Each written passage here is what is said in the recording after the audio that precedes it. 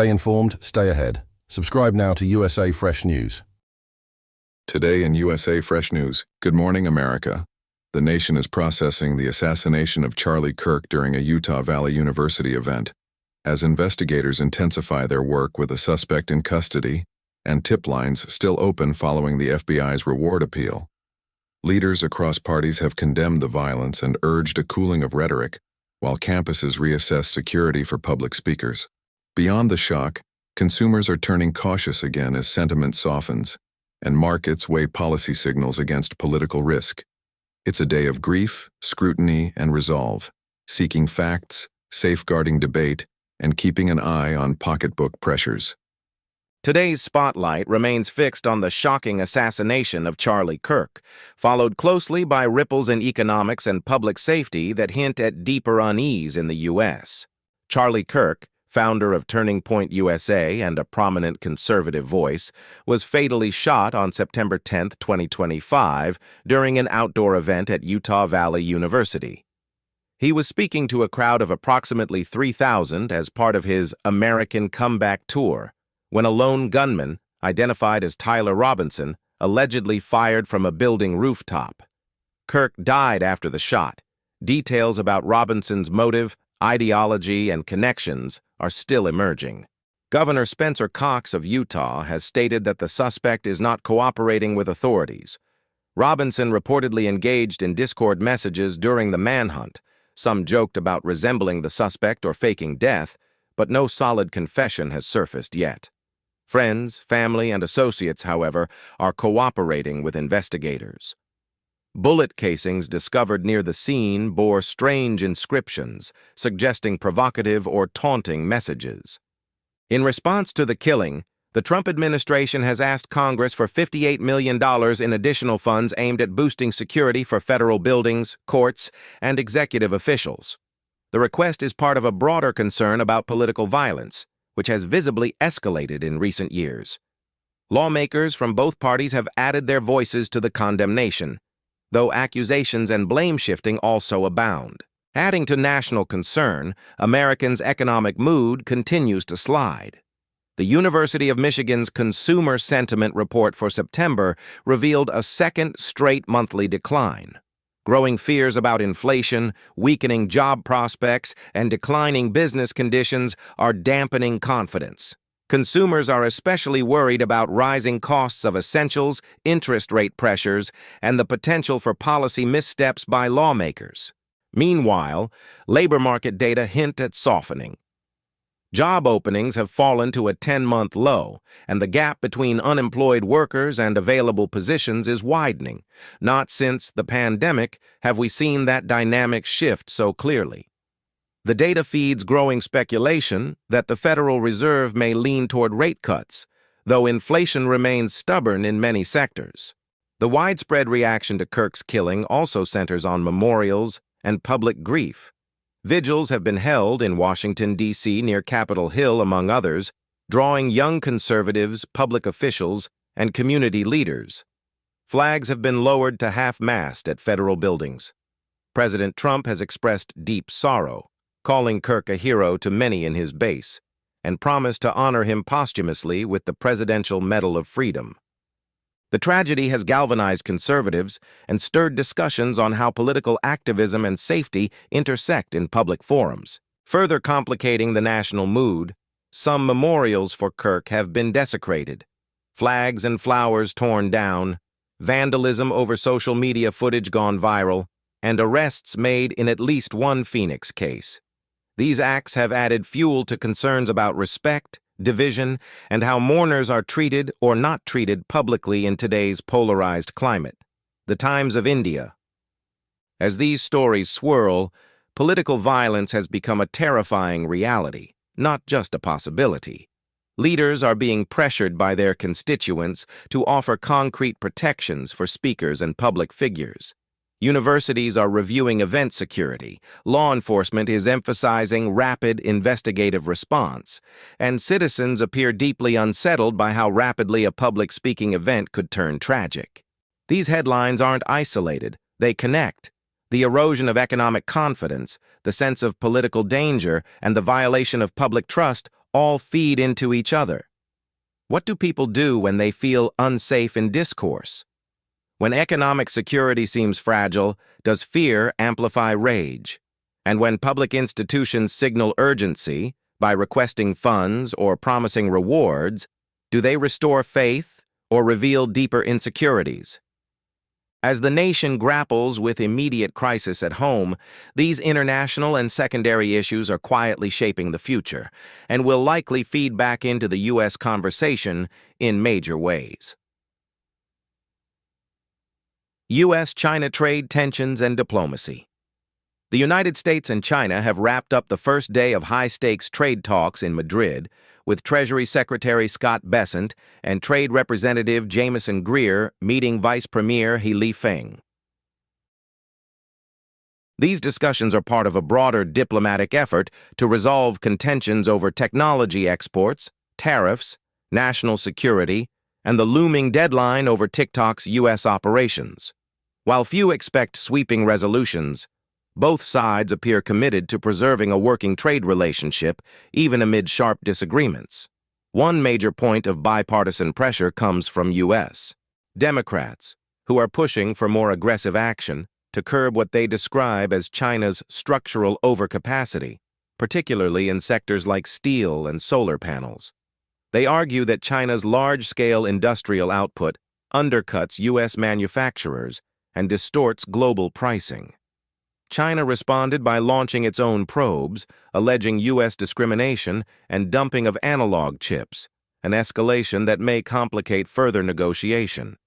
These trade tensions also intersect with national security concerns. The U.S. insistence that TikTok divest its U.S. operations by a deadline, plus threats of further tariffs over Russian oil purchases tied to trade with China and India, reflect an administration seeking leverage through economic means. U.S.-South Korea relations and workers' rights. On another front, U.S.-South Korea trade relations are under strain.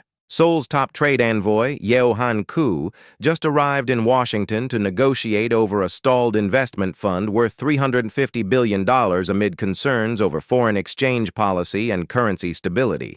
But the relationship is further troubled by recent immigration enforcement raids on Korean workers at a Hyundai plant in Georgia that has sparked controversy in both countries. Seoul feels that the U.S.'s trade and immigration moves are increasingly unpredictable. Critics argue that the U.S. is undermining alliances needed to counter Chinese influence by alienating allies through harsh policies. The balance between economic cooperation and enforcement for immigration, trade, and supply chains is under sharp focus. Diplomacy with India and energy geopolitics. Tensions between the U.S. and India have softened slightly in recent days, after weeks of discord over U.S. tariff threats targeting Indian exports and criticism of India's continued oil trade with Russia.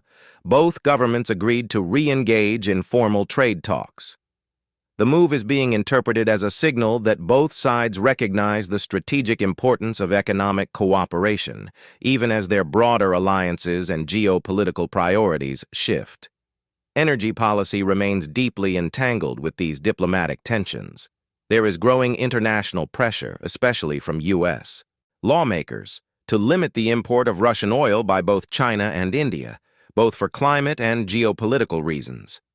Meanwhile, China's findings of unfair practices in various U.S. semiconductor trades compound mistrust, potentially making future cooperation in technology a bumpy road. Global sanctions and by-proxy influence. U.S. efforts to coordinate sanctions with European allies remain active. Treasury, state, and trade officials in Washington recently met with EU counterparts to discuss additional economic measures against Russia, focusing on oil import reduction, asset freezes, and complexities arising from global compliance.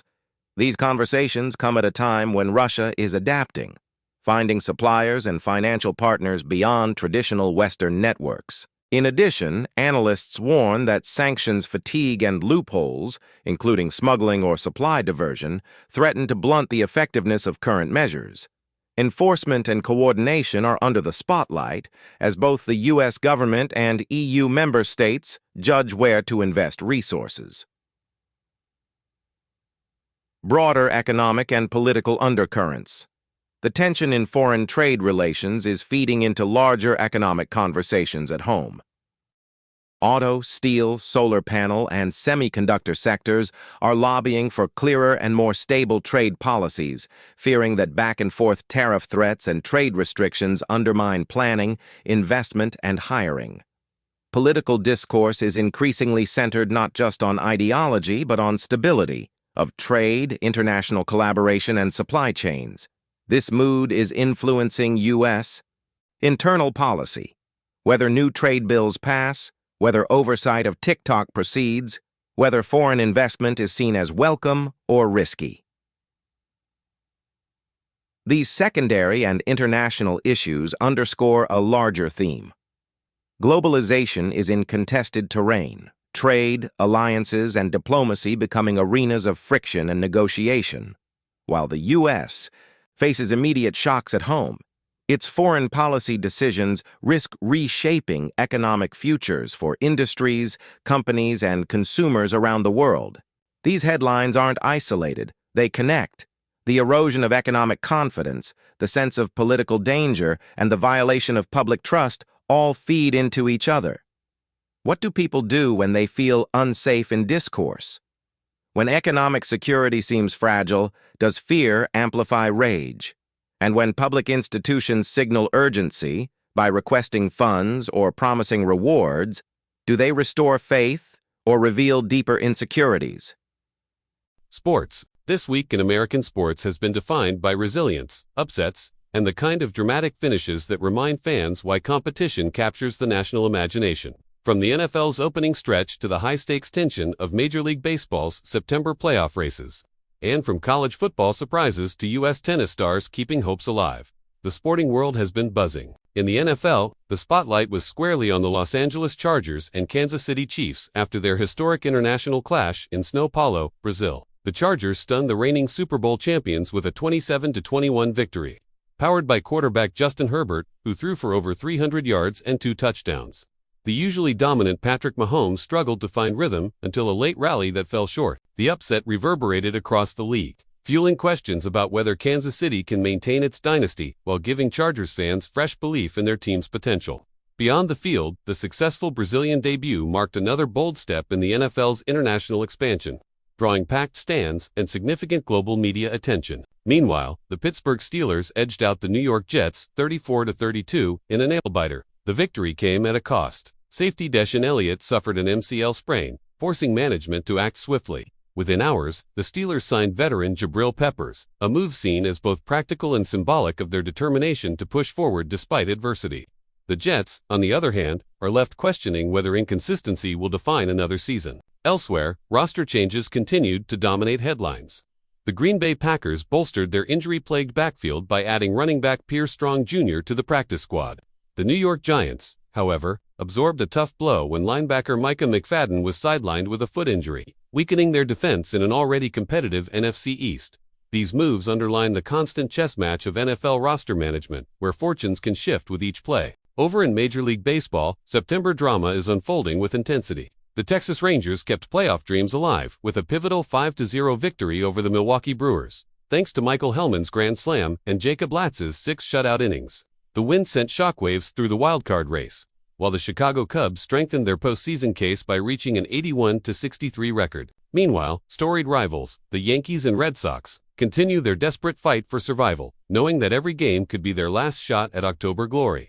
Beyond the majors, the Scranton, Wilkes-Barre Riders, the Triple-O affiliate of the Yankees, are chasing their league's second-half title, proof of how farm systems fuel big league resilience. In college football, Deion Sanders once again grabbed headlines with a bold move, promoting third-string quarterback Ryan Staub to starter after his breakout performance in Colorado's 31-7 win over Delaware. Staub threw 2 touchdowns with poise, instantly winning over teammates and fans. The decision underscores Sanders' fearless leadership style, prioritizing performance over hierarchy and keeping Colorado firmly in the national spotlight. Even on the international stage, American athletes are making waves. In tennis, the U.S. Open's late rounds showcased veterans and rising stars alike, as Coco Gauff and Taylor Fritz carried national hopes deep into the tournament. Their performances highlight not just talent, but also the broader cultural significance of tennis as a global showcase for American resilience. Taken together, the week's sporting highlights reflect resilience, surprise, and ambition. From Herbert's brilliance in Brazil to Hellman's heroics in Texas. From Staub's leap in Colorado to Gauff's fight in New York. These moments prove why sports remain one of the strongest cultural touchstones in America, binding communities, driving economies, and reminding fans that every game is a new story waiting to be written. Weather. Across the United States this week, the weather is more than just small talk. It's a central force shaping daily routines, business operations, and even health outcomes. The extremes Americans are facing highlight how climate patterns are growing less predictable, demanding more preparation and resilience from communities coast to coast.